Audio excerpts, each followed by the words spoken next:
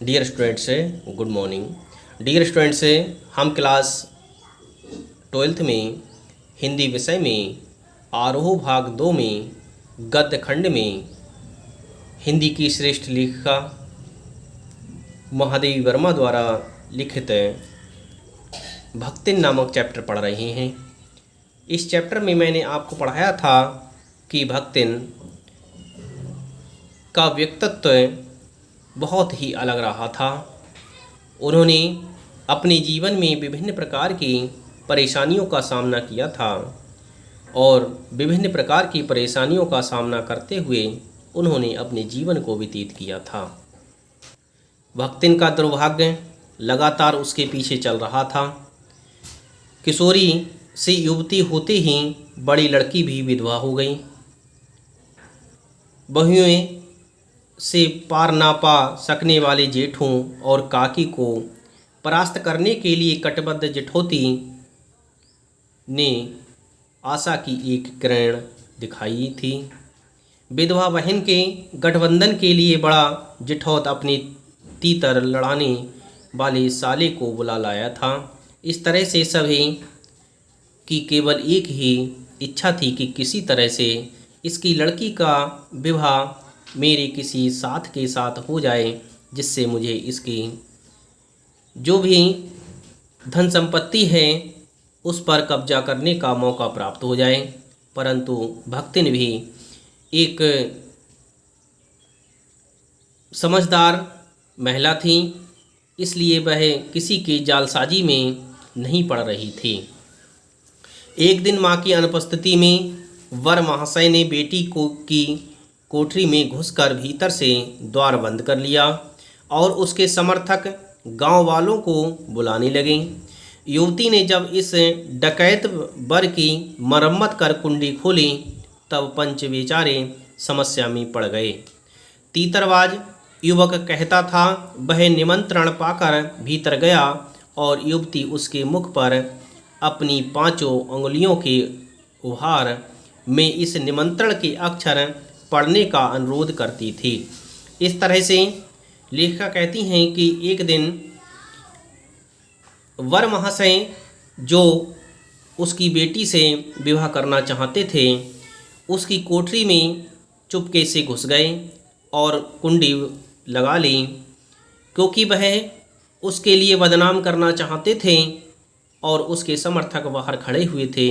परंतु लड़की ने उस धोखेबाज युवक के लिए खूब पीटा और बाहर निकली तो उसने कहा कि इसके मुख पर उंगलियों के निशान देखिए।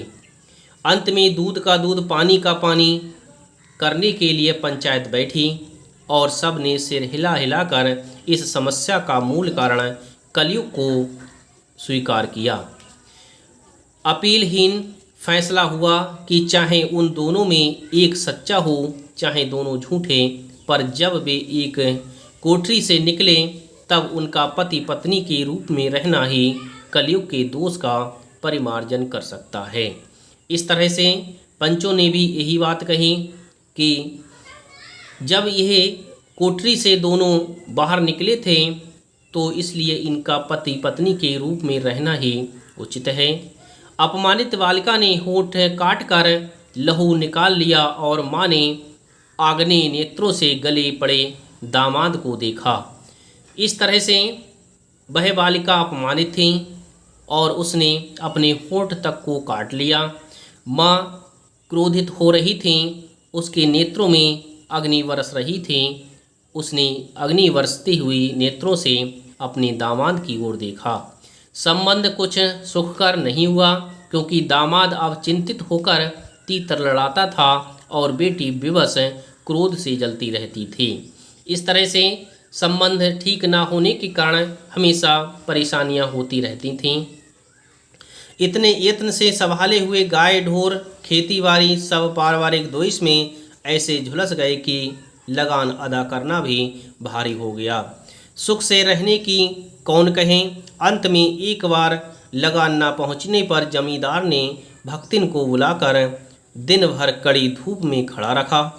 यह अपमान तो उसकी कर्मठता में सबसे बड़ा कलंक बन गया था। अतः दूसरे ही दिन भक्तिन कमाई के विचार से शहर आ पहुँची। इस तरह से भक्तिन को जमींदार भी परेशान कर रहे थे और लगान ना देने के कारण उसे पूरे दिन धूप में खड़ा रखा। ये उसने बहुत बड़ा अपमान समझा और इसी कारण वह पैसे कमाने के चक्कर में शहर आ गई। इस तरह से वह गांव से शहर में आ गई। घुटी हुई चांद को मोटी मैली धोती से ढाके और मानो सब प्रकार की आहट सुनने के लिए कान कपड़े से बाहर निकाले हुए भक्तिन जब मेरे यहाँ सेवक धर्म में दीक्षित हुई, तब उसके जीवन के चौथे और संभवतः अंतिम परिच्छेद का जो अर्थ हुआ उसकी इति अभी दूर है। इस तरह से लेखिका कहती हैं कि जब वह शहर आ गई और शहर आकर के जब वह मेरे पास आई और मेरे सेवा धर्म में लग गई, वह सेवक बन गई। जब वह सेवक का कार्य करने लगी, तब उसके जीवन का चौथा परिच्छेद प्रारंभ हुआ और उसका अंत अभी दूर है।